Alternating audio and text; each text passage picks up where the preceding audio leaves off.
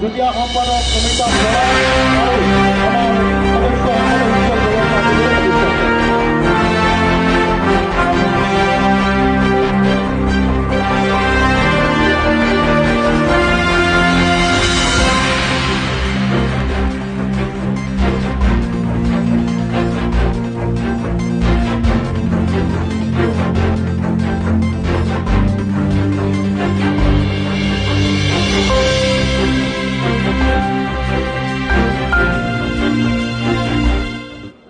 হিমন্ত বিশ্ব শৰ্মা ডাঙৰীয়াৰ নেতৃত্বত আৰু বহুতো হ'বলৈ গৈ আছে। মই ভাবোঁ অসমৰ প্ৰত্যেকখন জিলাতেই হ'ব, অসমৰ ল'ৰা ছোৱালী ইয়াতেই চাকৰি পাব, আনকি অসমৰ যিসকল ল'ৰা ছোৱালী ইয়াৰ পৰা বাহিৰলৈ গৈছে তেওঁলোকো ঘূৰি আহিব। আপোনালোকে যদি ছেমি কণ্ডাক্টৰ ইণ্ডাষ্ট্ৰীত কেতিয়াবা যাই দেখা পাব যে আমেৰিকাত এগৰাকী কৰ্মৰত যুৱতী ঘূৰি আহিছে আৰু আহি জাগিৰোডত চাকৰি কৰিছে। কানাডাত এগৰাকী কৰ্মৰত যুৱতী তেখেতে ঘূৰি আহিছে, জাগিৰোডত চাকৰি কৰিছে। মুম্বাইত, উৰিষ্যাত, কলিকতা আদি জেগাত বহুত ব্যক্তিয়ে কাম কৰি আছিলে, ঘূৰি আহিছে। মানে আমাৰ ইয়াতে নতুন এটা পৰিৱেশ হৈছে, যাৰ কাৰণে আমেৰিকাৰ পৰা কানাডাৰ পৰা মানুহ ঘূৰি আহিবলৈ সাহস কৰিছে। গতিকে ইয়াৰ আৰম্ভণিহে আৰু হ'বলৈ গৈ আছে। মই আশাবাদী হিমন্ত বিশ্ব শৰ্মা ডাঙৰীয়াই অসমখন কেনেকৈ সলাইছে সকলোৱে দেখিছে, আৰু বহুত হ'বলৈ নিশ্চয়কৈ গৈ আছে।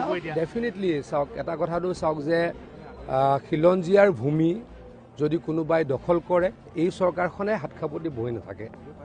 আৰু চৰকাৰী ভূমি বৰ্ণাঞ্চল আদি যদি বেদখল কৰে, তাক কঠোৰ হাতৰে আমি কি কৰিম, শাসন কৰিম বা কঠোৰ হাতৰে আমি দমন কৰিবলৈকে চেষ্টা কৰিবই লাগিব।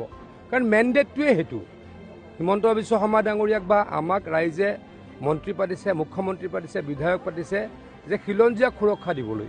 খিলঞ্জীয়াক সুৰক্ষা দিবই লাগিব, তাত কোনো ছেকেণ্ড থট নাই। আৰু বৰ্ণাঞ্চলৰ মাটিটো আমি কাকো ল'বলৈ নিদিওঁ, ভিজিআৰ পিজিআৰ মাটি কাকো ল'বলৈ নিদিওঁ, আৰু এই ক্ষেত্ৰত আৰু চৰকাৰখন নিশ্চয়কৈ কঠোৰ হ'ব। চাওক আমি তেনেকৈ দেখাইছোঁ। আমি হিমন্ত বিশ্ব শৰ্মা ডাঙৰীয়াই কাৰ ভোট লাগে কাৰ ভোট নালাগে বাৰে বাৰে কৈছে। তাৰ পাছতো প্ৰত্যেকটো ইলেকশ্যন জিকিছোঁ। ৰাইজৰ আশীৰ্বাদ আছে, খিলঞ্জীয়া ৰাইজৰ, অসমীয়া ৰাইজৰ, ভাৰতীয় ৰাইজৰ আশীৰ্বাদ আছে। ভগৱানে কৰিলে অহাবাৰো বহু চিটত আমি জয়লাভ কৰিম। হিমন্ত বিশ্ব শৰ্মা ডাঙৰীয়া আকৌ মুখ্যমন্ত্ৰী হ'ব। অকল নগাঁও মৰিগাঁৱতে নহয়, সকলো জিলাতে হ'ব। য'ত বৰ্ণাঞ্চল, য'ত ভিজিআৰ পিজিআৰ চৰকাৰী মাটিত এই বিশেষ লোকসকলে দখল কৰিছে, বেদখল কৰিছে, তাক কঠোৰ হাতৰে প্ৰতিৰোধ কৰা হ'ব, আৰু বেদখলকাৰীক আমাৰ এই খিলঞ্জীয়াৰ অঞ্চলৰ পৰা নিশ্চয়কৈ মুক্ত কৰা হ'ব।